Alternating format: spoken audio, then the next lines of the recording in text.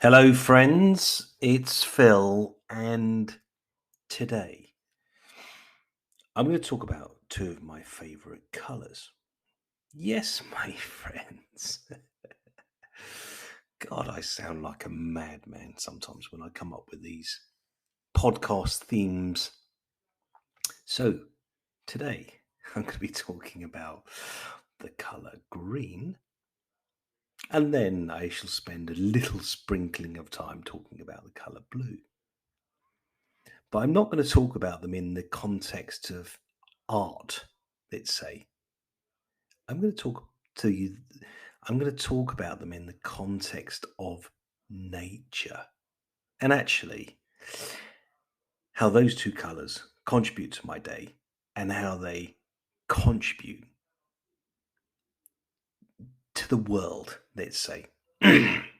So, and bear with me, I shall try my best not to stray too far off the subject. But look, if I go back to the deep, distant past of all gardening, back to the beginning, back to one of the things that really interested me, there was a piece of technology that was developed by Google inside of Google Labs, which I think still is going. Google Labs is where they develop new technologies for the Google world. And there was a piece of technology developed called Google Earth. And it's a satellite version of the world. So if you go onto Google Earth and if you go into any web browser and you type in the words Google Earth, you'll get the web version of Google Earth. And the interesting thing is it gives you the opportunity to kind of look around the world and zoom in to within a few hundred feet of the location. Magic, proper magic, discovering different parts of the world. You know, back in the good old days when things were real and physical. You remember those old atlases that you had at school, the globes that you could spin? Well, let's say Google Earth is kind of one of those modern day versions of a spinny thing that you can then go and spin and look around the world. Think about where you might want to adventure or go on holiday. Some of the places on Google Earth, the mapping, the image mapping is almost within, I don't know, 50 feet, 100 feet, 100 meters, 50 meters, don't know, very, very close, very, very detailed. But my friends, I have drifted. The one thing that I saw when I looked at Google Earth back in 2004, way back in the kind of the beginning of the booming days of the internet, was there were two colors to be seen when you viewed Google Earth. When you viewed the Earth on Google Earth, let's say, rather than if you view the Earth from outer space, other satellites, but when you view Google Earth, I don't know how it does this, you could only see two colors, green and blue. The green being the areas of the planet that were largely populated by nature, except for the sandy bits, let's say, and the ice cold bits. And then the blue bits were where the water of the world was evident, whether it's lakes, rivers, oceans, seas. But here, my friends, putting it back into the context of the day-to-day growing or gardening podcast, today is one of those green and blue days because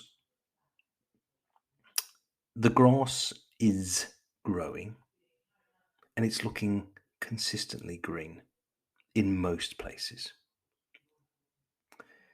And the sky today, if I look up in the sky, particularly earlier this morning, the sky was blue. There were no clouds. There was just the sun beaming down and the blue sky. And I took some photographs. And it was just so obvious that it was just that perfect light for taking photographs of green and blue days. Just blue enough and just green enough for the clever stuff inside digital phones to kind of go, I'm going to get these two colours looking absolutely perfect together. And let's say the photos from today are very, very green and blue.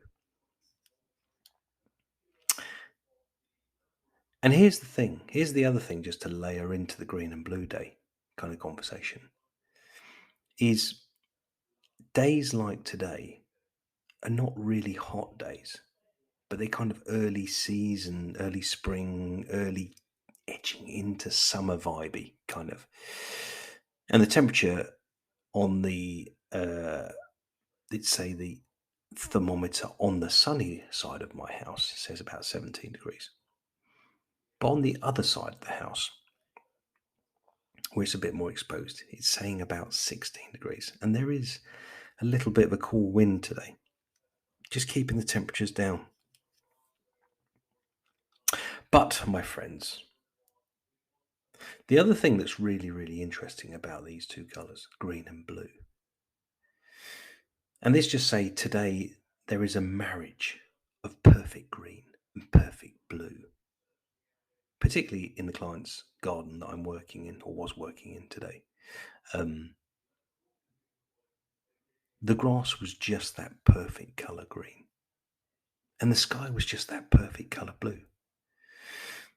And let's just say, as a little bit of a footnote, there aren't many days when you get the perfect colour blue with the perfect colour green. They just aren't. Because the grass either dries out, goes a bit yellow, goes a bit strawy, goes a bit silvery when it starts to dry out.